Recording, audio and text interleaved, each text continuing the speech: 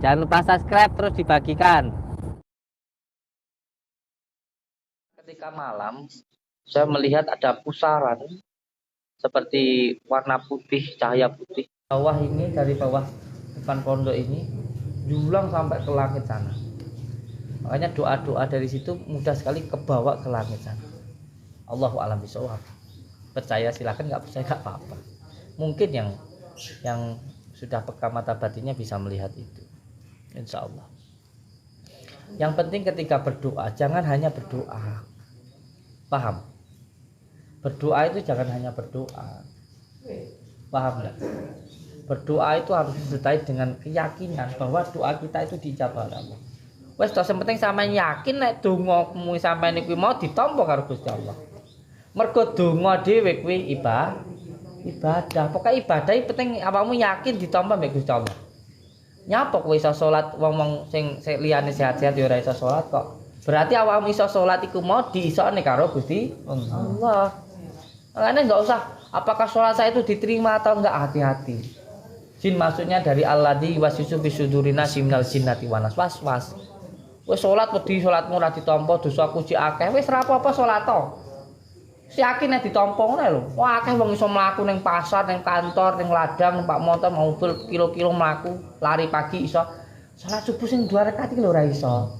Lah awake dhewe disokne mbek Gusti Allah kok dadak bingung. Wah salatku ditampa apa ora? Yakin ae. Nah memang kalau kita berdoa supaya kita yakin, itu kunci utamanya kita harus bisa merasa. Nah ben iso merasakan kita harus mengamalkan. Ndonga bismillahirrahmanirrahim tapi nesuwan. Karo bojone gegeran, karo tanggane ngamukan. Karo kancane nesuwan. Delok bojone ngamuk. Karo anake ora sayang. Ngono piye dongane arep mandi? Makanya ada yang mengatakan, siapa itu namanya? Buya Ar-Razi. Beliau menyampaikan kalau hikmah itu untuk belajar kesaktian. Bukan. Ilmu hikmah itu bukan untuk mencari kesaktian.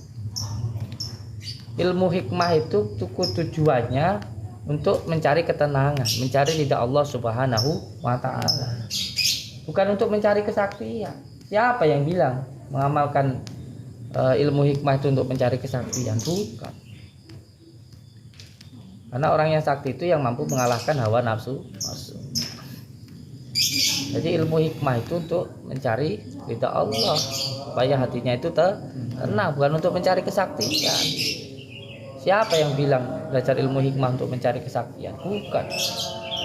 Ilmu hikmah itu, belajar ilmu hikmah itu supaya hatinya tenang.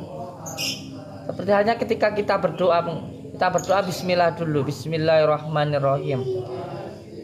Kita harus meriadoi, kita harus mentafakuri, dan kita harus mengamalkan bismillah itu sendiri. Bismillah, supaya kita kalau terus membaca bismillah hati kita penuh dengan kasih sayang kepada orang tuanya, sayang kepada istrinya, sayang kepada temannya, sayang kepada tetangganya, bahkan kita bisa sayang terhadap orang yang membenci kita. Kalau orang itu benar-benar istiqomah mengamalkan sholawat, mengamalkan bismillah, dia nggak akan gampang marah. Dia akan sayang kepada istrinya, sayang kepada anaknya, sayang kepada ibunya, sayang kepada tetangganya, sayang kepada umat manusia, bahkan terhadap orang yang membencinya dia akan sayang. Kalau benar-benar mengamalkan bismillah. Jadi ketika kita yakin mendoakan orang dengan bismillah, kita harus benar-benar mengamalkan apa yang kita ucapkan. Doanya pakai bismillah, tapi sama istrinya nesuan, sama suaminya ngamuan, sama anaknya nesuan, sama tetangganya nesuan, sama orang tuanya nggak sayang. Terus doa pakai bismillah, gimana mau mandi? Doa itu selain diucapkan juga diamalkan. Ngoten nggih sayang nggih. Paham ya? Nggih. Siram kepalanya pakai air. Siram pakai air. Allahumma sholli ala sayyidina Muhammad wa ala ali sayyidina Muhammad. Allahumma sholli ala sayyidina Muhammad wa ala ali sayyidina Muhammad. Ibu, hati ini panjenengan itu sedih. Hati ini jenengan itu susah.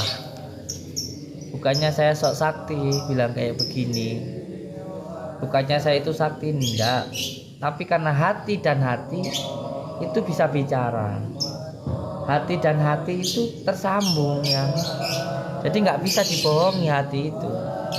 Hati itu nggak bisa dibohongi.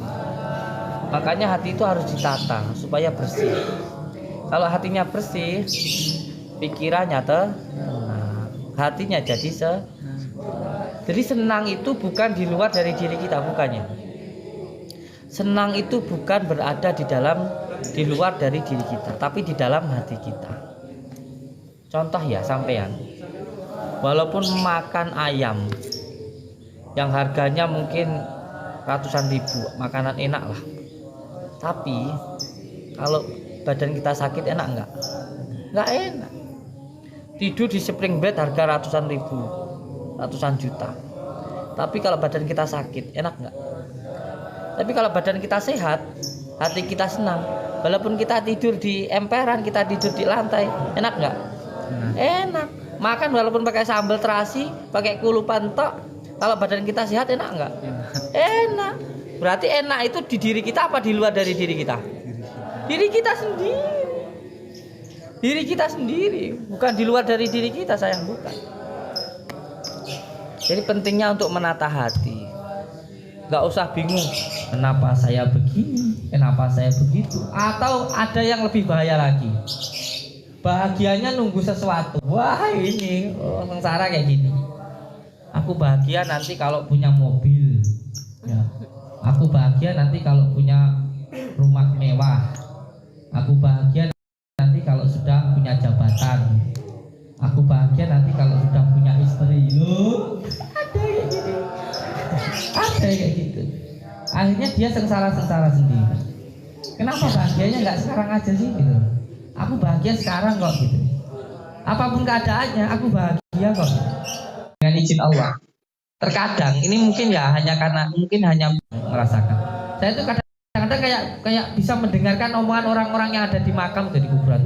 Pada teriak. Cuman mereka itu keinginannya cuma satu. Di antara jutaan orang itu cuma pengen hidup juga cuman pengen satu, pengen memperbaiki sholatnya, pengen sujud ning Allah itu. Jutaan orang itu, jutaan orang yang sudah meninggal itu keinginannya cuma satu, pengen hidup kembali, pengen memperbaiki sholatnya itu tok. Itu jutaan orang. Nah saya masih hidup kok, walaupun kayak gimana pun saya masih ada kesempatan untuk itu kok. Ya akhirnya senang, nggak jadi gelisah yang. Ini yang saya rasakan kan, kalau di makam itu. Makanya wis toh, orang itu yang penting ikhlas, yang pertama nerima, ikhlas, syukur, wis hidup itu aja. Wong urip itu pengen nerima, ikhlas, syukur. Wong urip iki penting nampa. Aja kepenginan jaluk ngene, jaluk ngono. Apa sing dikai iki lho tamponan saya. Apa yang diberikan Allah lho terimanan saya. Gak usah pengen ini, pengen itu dulu, gak usah. Kalau kita menerima apa yang diberikan Allah ini dengan ikhlas, dengan senang, dengan syukur, kayak tambahi, stop bondo kok tambahi, sembarang kok ditambahi. Tenanan itu ya. Diterima dulu apa yang diberikan Allah. Wong urip ku nerima, nampa. Aja terlalu pengen ngono, pengen ini. Aku bahagia aku nanti kalau nikah sama dia. Itu aturannya siapa yang kayak gitu itu. Akhirnya dia sengsara sendiri. Iya toh?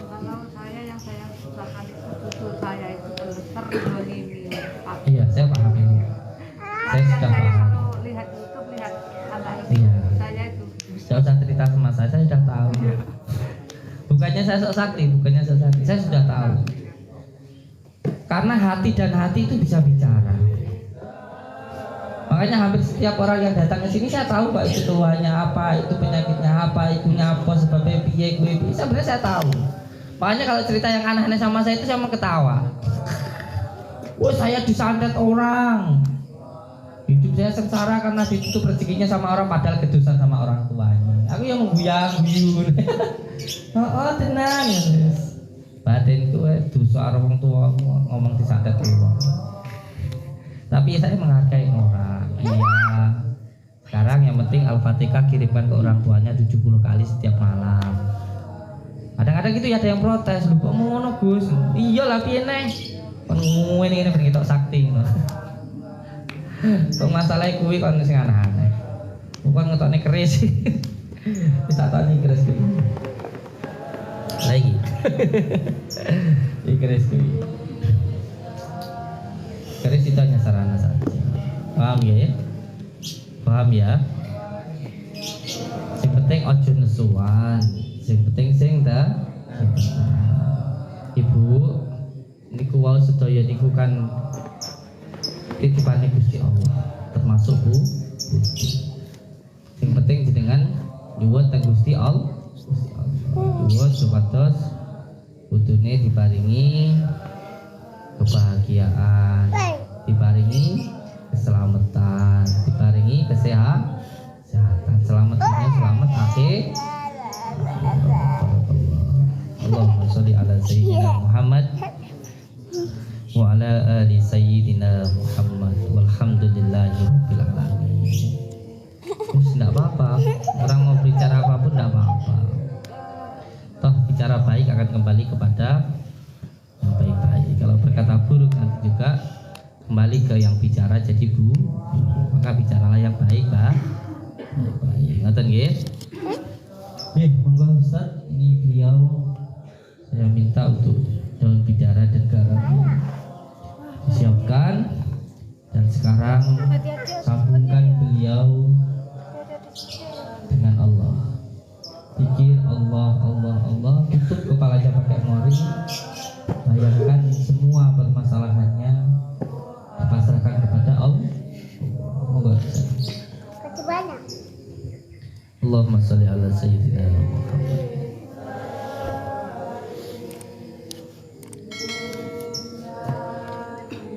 Nggih, monggo.